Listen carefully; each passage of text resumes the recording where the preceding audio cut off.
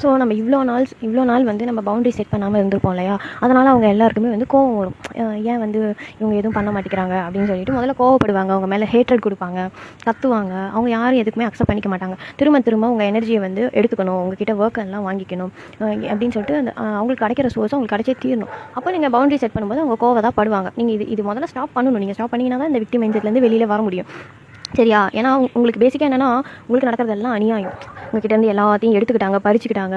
ஆனால் இப்போ திரும்பி பார்க்குறப்ப யாரும் ஒரு காக்கா கூட இல்லைன்னு சொல்கிற மாதிரி யாருமே உங்களுக்கு இல்லை, துணையாக இல்லை, எமோஷனல் சப்போர்ட் இல்லை, ஃபிசிக்கலாக யாரும் சப்போர்ட் பண்ணல, அதேமாதிரி ஃபினான்ஷியல் சப்போர்ட் இல்லை அப்படின்ற மாதிரி எல்லாமே உங்களுக்கு எப்படின்னா ரொம்ப லைஃபே வந்து அன்ஃபேராக ட்ரீட் பண்ண மாதிரி தான் நீங்கள் நினைப்பீங்க. ஸோ உங்களுக்கு மட்டும்தான் அந்த கஷ்டம், மற்றவங்களுக்கெல்லாம் அதெல்லாம் இல்லை, ஜாலியாக இருக்காங்க. நான் இங்கே ஒருத்தி வாடி வதங்கி இப்படி கஷ்டப்பட்டு இருக்கேன், ஆனால் என்னை ஒரு ஆளாக கூட என்னை யாருமே மதிக்கலாம். அந்த மாதிரி தான் ஃபீல் இருக்கும். இதெல்லாம் நான் ஏன் சொல்கிறேன்னா, நான் வந்து ஒரு 2 வருஷம் முன்னாடி அந்த மாதிரி தான் இருந்தேன். ஸோ அப்போ நான் கத்தி பார்த்தேன், எல்லாத்தையும் சண்டை போட்டு பார்த்தேன், கெஞ்சி பார்த்தேன், எல்லாமே பண்ணேன்.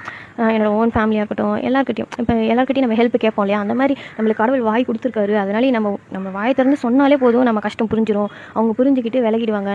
நம்மளை வந்துட்டு நம்ம லைஃப்பை வந்து வாழ விட்டுருவாங்க.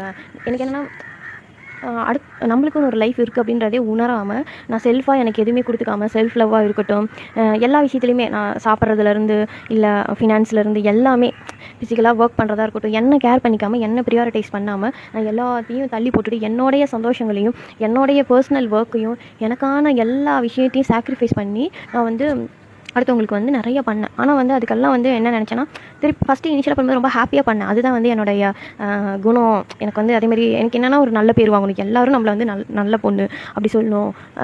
அப்போ தான் வந்து நம்ம எல்லாத்தையும் கொடுத்தா என்ன சொல்கிறோம், நமக்கே இல்லைனா கூட மற்றவங்களுக்கு அதை கொடுக்கும்போது நம்ம வந்து ஒரு நல்ல பீயிங், ஒரு ஹியூமன் பீயிங் அப்படின்னு நம்மளை நினைப்பாங்க. அப்படின்ற ஒரு உள்ளவே நம்மளுக்கு ஒரு ஆசை இருக்கும் இல்லையா? எல்லாருக்கிட்டையும் நல்ல பேர் வாங்கணும், நீ இப்படி இருந்தால் தான். அது மேபி எனக்கு செல்ஃப் டாட்டா என்னன்னு தெரியல. ஆனால் சின்ன வயசுலேருந்தே அப்படி என்னோடய ஃபேமிலியில் இருக்கவங்களும் அப்படி தான் கொடுத்து, இப்போ என்னோடய அம்மாலாம் வந்து அவங்களுக்கே இல்லைனாலும், சாப்பாடு இல்லை இது இல்லைனாலும் பரவாயில்ல, குழந்தைங்க சாப்பிட்டோம், அப்பா சாப்பிட்டோம், சொந்தக்காரங்க சாப்பிட்டோம் அப்படின்னு சொல்லிட்டு கொடுப்பாங்க. அவங்க வந்து ஏதோ ஒரு விஷயம் இருக்கா சாப்பிட்டுக்கலாம், இல்லைனா இன்றைக்கி ஒரு நேரம் என்ன சாப்பிடாம இருந்தால் என்ன, அந்த மாதிரி இருப்பாங்க. ஸோ அதை பார்த்து விட்னஸ் பண்ணி வளர்ந்தனாலையோ என்னவோ இந்த மாதிரி கொடுக்குறது தான் வந்து பெஸ்ட்டு.